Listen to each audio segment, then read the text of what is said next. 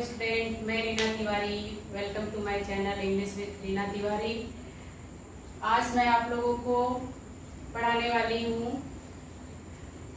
Class 12 का first poem my mother eight 66, जो कमला दास के द्वारा लिखा गया है, उनके द्वारा कंपोज किया गया है। और ये एक इंडियन पोएटेस है। आज मैं पहले इनके बारे में आपको बताने वाली हूँ और चलिए देखते हैं इनके बारे में। कमला दास was born in Malabar Kerala. कमला दास का जन्म मालाबार केरल में हुआ था। She is recognized as one of the India's foremost poets। यह भारत की यानी कि कमला दास जो है भारत की महान कवियों में से, कवित्रियों में से एक हैं, अग्रगणी जिसे कहा जाता है। Her work are known for their originality, versatility and the dignity of flavor of soil। इनकी कविताओं में वर्क मतलब यहाँ कृतियों से मतलब है, यहाँ कोई काम से मतलब नहीं, यहाँ पर लिटरेरी वर्क से मतलब है। इसलिए यहाँ पर कहा गया है Her work are known for their originality, versatility and the indulgence of flavor of soil। इनकी कविताओं में जो है, इनके वर्क्स में, पोएट्री में जो है वो ओरिजिनलिटी देखने को मिलती है, यानी कि मौलिकता देखने को मिलती है। एंड वर्सैटिलिटी यानी कि काफी प्रतिभा जो है वो देखने को मिलती है। एंड द डिग्निशन ऑफ फ्लेवर ऑफ सॉइल, और इनमें जो है स्वदेशी चीजें जो है वो देखने को मिलती है, यानी कि देश से जुड़ी हुई चीजें, हमारे समाज से जुड़ी हुई चीजें, हमसे जुड़ी हुई, जो हमसे खास तौर से जुड़ी हुई है, उसका वर्णन इनकी कविताओं में जो है वो देखने को मिलता है। Kamla Das has published many novels and short stories in English and Malayalam under the name of Madhavriti। कमला दास ने अनेक नावल लिखे हैं, अनेक शॉर्ट स्टोरीज यानी कि लघु कथाएं इन्होंने लिखी हैं। और यही नहीं, उन्होंने बस इंग्लिश में ही नहीं बल्कि मलयालम में भी लिखा है। और दोनों ही भाषाओं में इनकी सारे कहानियां और सारे जो नॉवेल्स हैं, उपन्यास हैं, वो बहुत ही फेमस हैं। और उन्होंने इस सभी को जो है किसके अंतर्गत लिखा है? माधवी कुटी के अंतर्गत जो है वो लिखा है। और आगे दिखाया जा रहा है इनके बारे में। She is a sensitive writer who capture the complex subtlety of human relation in lyrical idiom।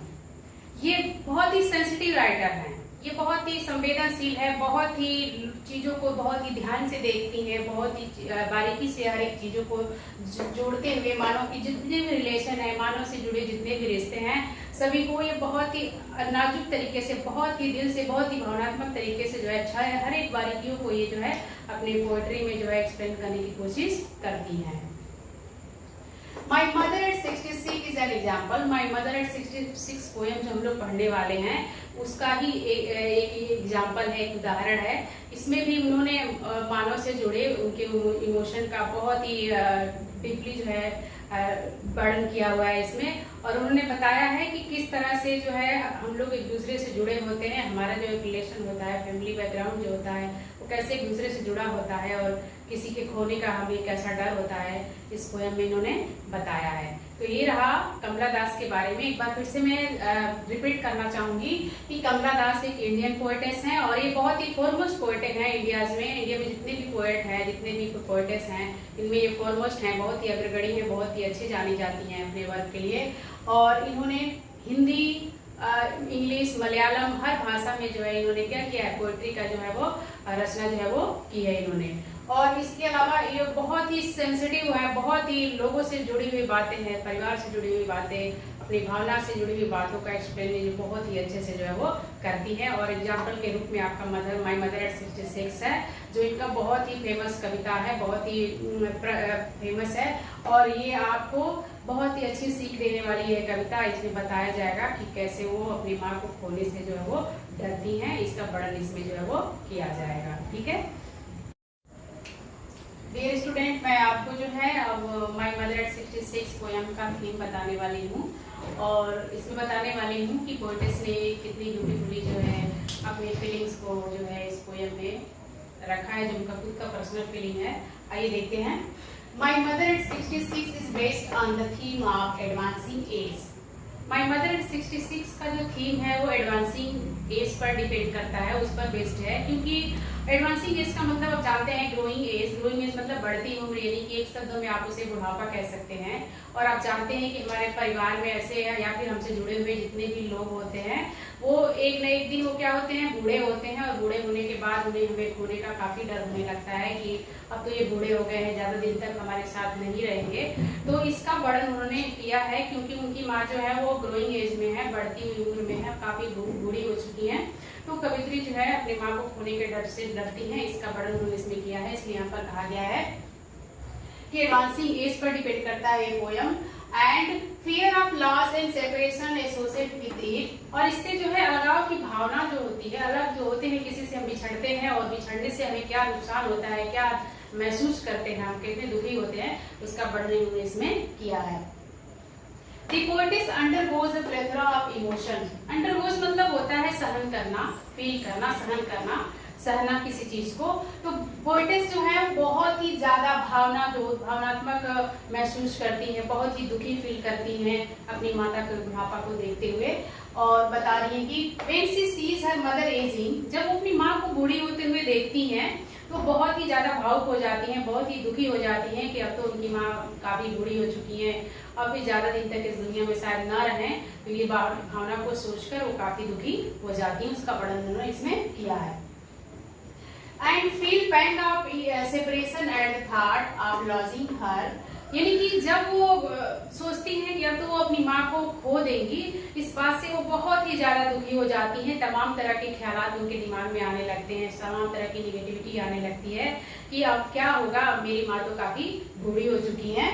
और आगे बताया गया है She also wishes for the last of beauty and youth of her mother. आप जानते हैं कि जब इंसान बड़ा होता है, ग्रोइंग एज में जाता है, तो धीरे धीरे वो चाहे कितना भी ब्यूटीफुल क्यों न हो, कितना भी सुंदर क्यों न हो, एक न एक दिन उसकी सुंदरता जो है वो वेस्ट अवे हो जाती है, खत्म हो जाती है, चाहे वो कोई भी हो। वो यूथ तक ही हमारा साथ देती है, लेकिन जैसे जैसे हम ग्रोइंग एज में जाते हैं हमारी ब्यूटी जो होती है वो डे बाय डे क्या होती है, डिस्क्रीज होती जाती है। तो इसमें जो है कवित्री की माँ जो है वो बूढ़ी हो गई है, और जब वो यंग थी तो बहुत ही खूबसूरत थी। कवित्री उनकी ब्यूटी का हमेशा प्रेज करती थी, लेकिन अपनी माँ को बूढ़ी हुए देखती हैं और इस तरह से उनकी जो सुंदरता है वो भी धीरे धीरे वो क्या हो गई है, खत्म हो गई है।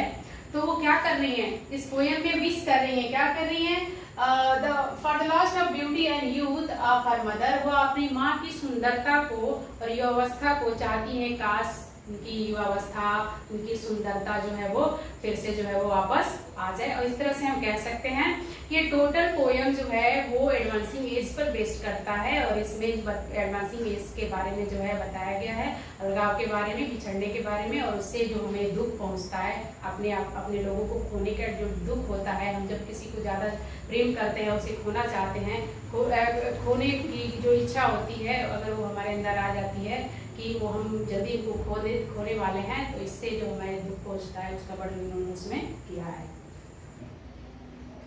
डियर स्टूडेंट, अब मैं आपको इस पोयम का स्टेंजा पढ़ाने वाली हूँ। चलिए देखते हैं इसे। Driving from my parents home to coaching last Friday morning. आपको मैं पहले बता दूं कि इस पोयम की शुरुआत जो होती है, पोएटिस जो है अपने पेरेंट्स के होम से, अपने माता पिता के घर से जो है उन्हीं के साथ जो है वो जाती हैं एयरपोर्ट के लिए, कोचिंग एयरपोर्ट। जो कोचिंग एयरपोर्ट विशेष रूप से यहाँ पर मेंशन किया गया है। यहाँ पर लिखा है कि driving from my parents home to coaching last Friday morning, यानी कि वो कह रही हैं कि पिछले फ्राइडे को मॉर्निंग में अपने माता पिता के घर से जब मैं कोचिंग एयरपोर्ट के लिए जा रही थी, उस समय जब मैं जा रही थी उनके साथ, I saw my mothers beside me, तो मैंने अपने बगल में बैठी अपनी माँ की तरफ जो है वो देखा। यानी कि पोएटिस इन 3 लाइनों में बताई हैं कि वो लास्ट फ्राइडे को मॉर्निंग के टाइम जो है वो अपने पेरेंट्स के घर से उन्हीं के साथ जो है वो जा रही हैं कोचिंग एयरपोर्ट के लिए, और वहाँ पर वो बगल में बैठी थी, उस कार में उनकी माँ जो है उनके बिसाइड में बैठी हुई थी, बगल में बैठी हुई थी वो, और वो अपनी माँ को क्या करती हैं, ध्यान से देखती हैं। Those open mouth, her face ashen like that of calves. That of calves का मतलब होता है, calves मतलब होता है मृत, यानी कि लाश, यानी कि लाश के समान, निर्जीव। ठीक है, तो बता रही है कि dose open mouth. Dose open mouth का मतलब होता है मुंह खोलकर सोना, मुंह खोल करके सोना। अक्सर हम गाड़ियों में जाते हैं, जब भी कहीं जाते हैं दूर यात्रा पर, तो अक्सर हम रास्ते में क्या होते हैं, सो जाते हैं। अक्सर कुछ लोग जो है वो मुंह खोल कर सोते हैं, तो उनकी माँ भी जो है वो मुंह खोल कर जो है उनके बगल में जो है वो गाड़ी में बैठी हुई है, सोई हुई है। तो इसलिए यहाँ पर वर्णन किया गया है, dose open mouth her face essence like that of cars. वो मुंह खोलकर सोई हुई है, ऐसा लगता है कि वो मृत पड़ी हुई, यानी कि उनका चेहरा जो है, उनके चेहरे की तुलना जो है वो एक मृत व्यक्ति से उन्होंने किया है। और बता रही है and realise with the pain, और उस समय उनको पेन रियलाइज होता है, दर्द एहसास होता है जब वो ध्यान से अपनी माँ को देखती हैं। तो वो कहती हैं कि उनकी माँ जो है वो क्या होती है, काफी बूढ़ी हो चुकी है और काफी दर्द का महसूस वो इस समय करती हैं। आगे बोलती हैं कि that she was as old as she looked, वो महसूस कर रही हैं कि उनकी माँ जितनी बूढ़ी दिखाई दे रही वास्तव में अब उतनी बूढ़ी हो चुकी हैं, यानी कि उनके ऊपर बुढ़ापा का असर हो गया है। अब वो जल्द ही जो है वो उनसे अलगाव का महसूस करने लगती हैं कि उनकी माँ जो है बूढ़ी हो गई है। हो सकता है कब उनसे भेंट हो, कब मुलाकात हो या ना हो, इसका दर्द का अनुभव जो है वो इस पेन को रियलाइज करती हैं। इसलिए कह रही कि she was as old as she looked, अरे उनकी माँ तो उतनी बूढ़ी हो गई है जितनी की वो दिखाई दे रही है इस समय। इस बात को ध्यान में रखकर वो बहुत ही दुखी हो जाती हैं और बताती हैं but soon put the thought away. जब वो दुखी हो जाती हैं, जब पेन रियलाइज करती हैं, तो इस थॉट को पुट अवे कर देती हैं, यानी कि इस विचार को वो क्या करती हैं, दूर कर देती हैं। यानी जो बात वो सोच रही है बुढ़ापे के बारे में अपनी माँ के, अलगाव के बारे में अपनी माँ से, उसको वो क्या करती हैं, दूर कर देती हैं, यानी कि उस पर ध्यान देना नहीं चाहती हैं, यानी कि इस विचारों से वो अपने आप को अलग करने की कोशिश करती हैं। And looked out to young tree, और ध्यान हटाने के लिए, थॉट को पुट अवे करने के लिए क्या करती हैं, वो लुक आउट, बाहर की तरफ देखती हैं। और बाहर की नजारा हम लोग भी अक्सर यात्राएं करते हैं, जब भी कहीं जाते हैं तो हमें बाहर क्या दिखाई देता है, बाहर पेड़ पौधे रास्ते में हमें दिखाई देते हैं और तमाम तरह के बच्चे दिखाई देते हैं, स्कूल के बच्चे दिखाई देते हैं, या फिर कोई भी चीज जो है बाहर जो है हम देख सकते हैं। इसलिए वो अपने उस निगेटिविटी को दूर करने के लिए वो जो है बाहर की तरफ ध्यान देती हैं और बताती हैं कि वो क्या देखती है उस समय जब वो बाहर की तरफ देखती हैं क्या, and look out of the young tree sprinting, यानी कि पेड़ को दौड़ते हुए देखती हैं। जैसे हम लोग गाड़ी में चलते हैं, ऐसा लगता है कि पेड़ भी हमारे साथ साथ दौड़ते हैं, लेकिन एक्चुअली वो पेड़ नहीं दौड़ता है, हमारी गाड़ी चलती है, वो दौड़ती है, वो चलती है, तो हमें ऐसा लगता है कि पेड़ दौड़ता है। जैसे उन्होंने वर्णन किया है कि लुक ट्री स्प्रिंटिंग, कि वो पेड़ों को दौड़ते हुए चलते हुए यंग ट्री को जो है वो देखती हैं।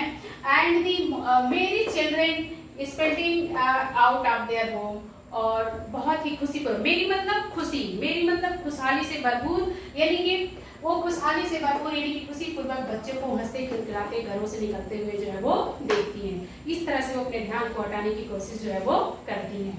एक बार फिर मैं आपको बता दूं इसको शॉर्ट में, इस फिगर में क्या बताया गया है कि पोएटेस जो है अपनी माँ के साथ कोचिंग एयरपोर्ट के लिए निकलती हैं। बिसाइड उनके बगल में उनकी माँ जो बैठी हैं और वो मुंह खोल कर सोई हुई हैं, और उस समय जब पोएटेस उनके तरफ देखती हैं तो देखती रह जाती हैं और सोचती हैं कि उनकी माँ तो बहुत ही बूढ़ी हो गई हैं, अलगाव की भावना महसूस करती हैं, और इस तरह से वो जो है ध्यान को हटाने के लिए बाहर की तरफ देखने की कोशिश करती हैं। और बाहर क्या देखती हैं, दौड़ते हुए पेड़ों को देखती हैं। जैसा कि मैंने आपको पहले बता दिया कि पेड़ नहीं दौड़ते हैं, वो गाड़ी चलती है, लेकिन उन्होंने ऐसा वर्णन किया है। और आगे उन्होंने क्या देखा, छोटे छोटे बच्चों को देखा जो दौड़ते हुए अपने घरों से जो है वो। फर्स्ट स्टेंजा में हम लोगों ने देखा है कि पोएटेस जो है अपने ध्यान को हटाने के लिए बाहर की तरफ देखती हैं, और बाहर क्या देखती हैं मैं ऑलरेडी आपको बता चुकी हूँ। आइए देखते हैं आगे क्या कहती हैं। But after the airport security check, आपको पता है कि वो एयरपोर्ट जा रही है, कोचिंग एयरपोर्ट जा रही है, वहां पर जब सिक्योरिटी चेक होता है, सिक्योरिटी चेक होने के बाद standing a few yard away, अपनी माँ से वो कुछ यार्ड की दूरी पर ही खड़ी होती हैं, देखती हैं, कुछ गज की दूरी पर ही उनकी माँ जो है थोड़ी दूर पर खड़ी रहती हैं। इसलिए वो कह रही है कि सिक्योरिटी चेक के बाद standing a few yard away I looked again at her when fail and let morning winters, कह रही है कि कुछ दूरी पर मैं खड़ी थी और दोबारा जो है मैंने अपनी माँ की तरफ जो है वो देखा। अगेन वो अपनी माँ की तरफ देखती हैं, दूर से खड़े होकर देखती हैं, जो दुख महसूस करती है, अंदर से काफी दुखी है, लेकिन फिर से वो सिक्योरिटी चेक के बाद अपनी माँ की तरफ ध्यान करती है, एक बार फिर उनको देखती हैं। और क्या देखती हैं, her wind pale and the late winter's moon, winter's moon यहाँ पर उन्होंने कहा है, जैसा कि हम जानते हैं कि विंटर्स मून जो होता है वो उतना कलरफुल नहीं होता है, उतनी ब्राइटनेस उस मून में नहीं होती है जो विंटर में होता है, जो कि जो गर्मियों के दिनों में जो हम चांद देखते हैं, जितनी उसमें उजाला होता है, जितनी चांदनी उसमें होती है, जितनी ब्राइटनेस उसमें होती है, वो ठंडी के दिनों में नहीं होती है। क्यों नहीं होती है? ड्यू टू फॉग की वजह से नहीं होता है, मिस्ट की वजह से नहीं होता है। तो वो देखती हैं, इन्होंने अपनी माँ के चेहरे की तुलना जो है, कंपेरिजन जो है यहाँ पर किया है, किस चीज से किया है? विंटर मून से किया है। विंटर मून की खासियत यह है कि उसमें कोई चमक नहीं रहता, वो कलरलेस रहता है, बन रहता है वो। तो इसलिए उन्होंने कहा है, अपनी माँ की तुलना विंटर्स मून से किया है, और बोल रही है सिक्योरिटी चेक के बाद जो है कुछ गज की दूरी से, कुछ यार्ड की दूरी से, कुछ डिस्टेंस से वो अपनी माँ की तरफ फिर से देखती हैं और अपनी माँ के चेहरे की तुलना जो है विंटर्स मून से करती हैं। जो विंटर मून जो कैसा है? Well and pale and old familiar at my children's childhood fear. और कह रही है कि जब मैं देखती हूँ उस कलरलेस फेस को, अपनी माँ के उसमें विंटर लाइक मून जैसे फेस को जब देखती हूँ, तो वो चाइल्डहुड फियर को फिर से वो रीगेन करती हैं। चाइल्डहुड फियर मतलब यहाँ पर क्या बताया गया? चाइल्डहुड फियर का मतलब ये बताया गया है कि जब भी कोई बच्चा, छोटा बच्चा जो होता है, अपनी माँ से दूर रहता है, या फिर उसे लगता है कि मेरी माँ मुझसे दूर जा रही है या जाने वाली है, तो पहले से ही डर जाता है कि मैं अपनी माँ से दूर नहीं रहूंगा, मैं हमेशा अपनी माँ के पास ही रहूंगा। तो ऐसा ही वो चाइल्डहुड फियर है फिर से महसूस करती हैं। जब अपनी मम्मी को देखती है, अपनी माँ को देखती है एयरपोर्ट पे, तो उस दूरी पे, तो उनको चाइल्डहुड फियर जो है फिर से जो है वो उनके दिमाग में जो है वो आ जाता है। खोने का डर जो है अपनी माँ को जो है उनके अंदर जो है वो आ जाता है। But all I said was see you soon, अम्मा। लेकिन पोएटेस ये कहती हैं, कमला दास एक्सप्लेन करती हैं, लेकिन उस समय मेरे पास कोई शब्द ही नहीं था, क्या मैं एक्सप्लेन करूं, क्या मैं कहूं अपनी माँ से?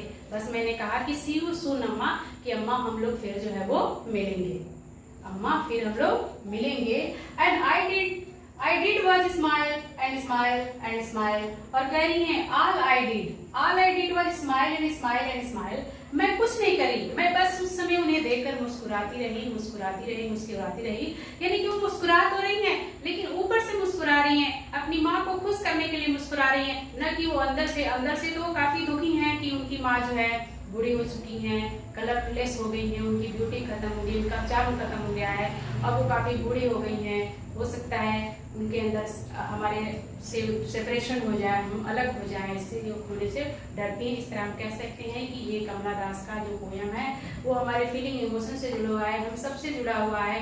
ये बात सिर्फ कमला दास के लिए नहीं होती है, ये बात हम सब पे लागू होती है कि हम भी अपने किसी प्रिय को जो है खोना नहीं चाहते हैं, चाहे पेरेंट्स हो, माता पिता हो, दोस्त हो, कोई भी हो, उसे हम खोना नहीं चाहते हैं। तो यहाँ पर सेपरेशन का फीलिंग जो है उन्होंने यहाँ पर एक्सप्रेस किया है और ये बताया है कि किसी के खोने का डर हमें कैसा होता है। जब हमें हमारे अंदर ख्याल आ जाते हैं कि हम किसी को खोने वाले हैं या खो सकते हैं, तो हमारे अंदर बहुत सारी भावनाएं जो है वो आने लगती है। इस तरह से उन्होंने अपनी माँ को खोने के डर का वर्णन जो है इसमें किया है और अपनी माँ को खोने के डर से वो अपने बचपन के डर को भी याद करने लगती है कि कैसे वो छोटी थी तो माँ को खोने से डरती है, और इस समय जब उनकी माँ बूढ़ी हो गई है तभी भी वो खोने से क्या कर रही है? डर रही है। लेकिन इतना कुछ होता है उनके मन में चलता है, लेकिन फिर भी वो कुछ बोलती नहीं है, बस कहती है सी यू सून अम्मा, यानी कि अम्मा हम लोग फिर मिलेंगे। और ऐसा कहकर वो अपनी माँ को जो है वो गुड बाय जो है वो करती हैं, गुड बाय जो है वो करती हैं। और मैं ये कहना चाहूँगी कि आप मेरे चैनल को अधिक से अधिक सब्सक्राइब करें और शेयर करें, और अपने कमेंट भी रखें कि हमारे अंदर हमारे लिए क्या सुझाव है, क्या वीडियो है, या फिर जो भी जो है आप पढ़ना चाहते हैं या फिर जो करना चाहते हैं उसका हमें जो है वो एक्सप्लेन कर सकते हैं आप कमेंट में। Thank you.